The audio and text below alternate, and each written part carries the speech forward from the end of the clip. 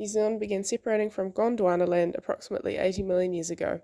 Since then, our flora and fauna has had to make adaptations to a unique climate and ecosystem, eventually evolving into the species we see today. However, some of these adaptations to New Zealand's environment has made them extremely vulnerable to introduced species, as well as other human impacts. This video will discuss 4 of New Zealand's endemic species, all of whose adaptations have now made them vulnerable in our changing environment. Vegetable sheep are a member of the daisy family, found in the highest alpine regions of New Zealand at elevations of up to 2,750 metres. It is thought that each subspecies evolved independently from different plants in the daisy family. They can grow up to half a metre tall and more than 8 metres wide. From a distance, they resemble sheep due to the tight uniform buds that make up the outside of the plant. Up close, these buds resemble a small coil of wool, and the hairs covering them prevent moisture from being whipped away by constant high winds. They make use of this wind to reproduce, ejecting a dandelion-like head which disperses a cluster of seeds, often travelling long distances. They are one of the few species that has been able to make the specific adaptations necessary to survive on the barren scree slopes of New Zealand's young, unsettled mountains. The area in which these plants live quite often become funnels for wind and weather, making its tightly woven surface necessary to trap moisture and prevent damage.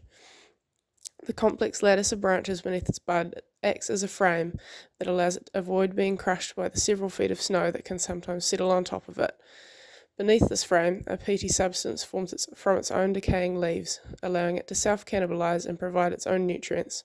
This adaptation is necessary, as there is almost no way to gain nutrients from the loose rocks of its habitat.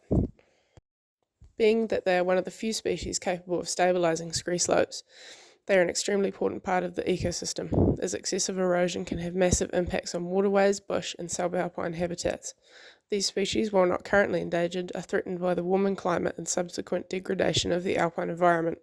Warmer temperatures mean less territory exists in the alpine zone, and that higher elevations become more habitable for other more aggressive species of predators and plants that may outcompete the highly specialised vegetable sheep. Another form of life that lives in these hostile scree slopes is the recently discovered barrier skink. These skinks have a black and pale gold lattice pattern with pale stripes on their flanks. Like most New Zealand skinks, they are thought to live to about 10 years old. Not officially recognised until 2007, these skinks live in areas with mean annual temperatures of approximately 6.5 degrees and an average minimum of minus 0.7 in winter months. Very little is known about these species, although it is thought they require north-facing alpine areas with deep crevasses and shelter from exposure. According to DOC, microhabitat population estimates and range have yet to be explored for this species, although they are listed as critically endangered, the second highest priority classification. It is not even known if these skinks have adapted specifically to this alpine environment or whether they have been driven there as subalpine areas warm and become more habitable for introduced predators. A significant number of our endemic skinks are at serious risk of extinction.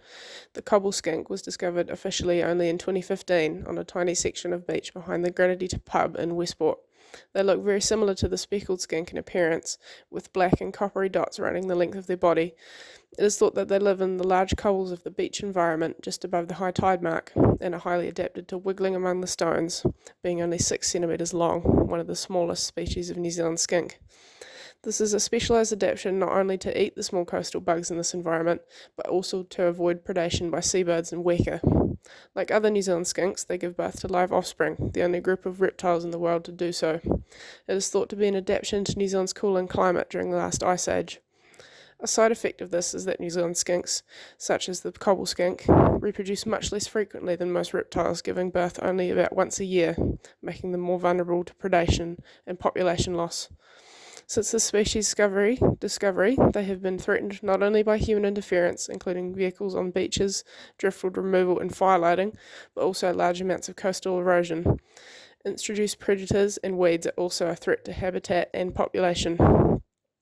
In 2016, a group of 36 specimens, thought to perhaps be the entire remaining population, was flown to Auckland Zoo. DOC hopes to breed and eventually reintroduce the species to the West Coast environment, although its habitat is still at serious risk of degradation. The threat to our native skinks also have serious repercussions for flora. Many of our plant species have evolved to attract native skinks as their primary pollinators. One such species is the pahutakawa tree. This iconic New Zealand native is a coastal evergreen tree in the myrtle family, known for its bright red flowers that bloom in the summer months. These trees can grow up to 25 metres tall and are thought to be able to live for over 1,000 years. The underside of the dark glossy leaves are covered in a fine white hair, which can help to play a role in pollination. Some ecologists speculate that these hairs are partially an adaptation to be able to be pollinated by skinks and bats, as these would have been the primary pollinators pre-humans. When skinks lap up nectar from the flowers, they tend to drape their body over the branches, dragging pollen from other trees along with them. The fine hair on the pohutukawa's leaves is thought to be able to help catch and dislodge this pollen. It's also why the flowers have such long stamens, as this is favoured by lizards and bats over bees. Pohutukawa are also very significant to Māori. One legend speaks of Te Whaki, thought to be a young Māori warrior who was attempting to help find heaven to seek help to avenge the death of his father. He fell to earth, and his blood became the flowers of the pohutukawa, its roots guiding the dead to the next world. Introduced pests, mainly possums, strip the bark of the pohutukawa as they feed on it, leading to a significant decline in the tree's population. They are also extremely sensitive to fire and are often unintended victims of scrub burn-off and land clearing. Extensive forest clearing in the North Island has also changed the nutrient and water content of the coastal soil, slowly making it less habitable for the pohutukawa. Myrtle rust is now also a massive threat.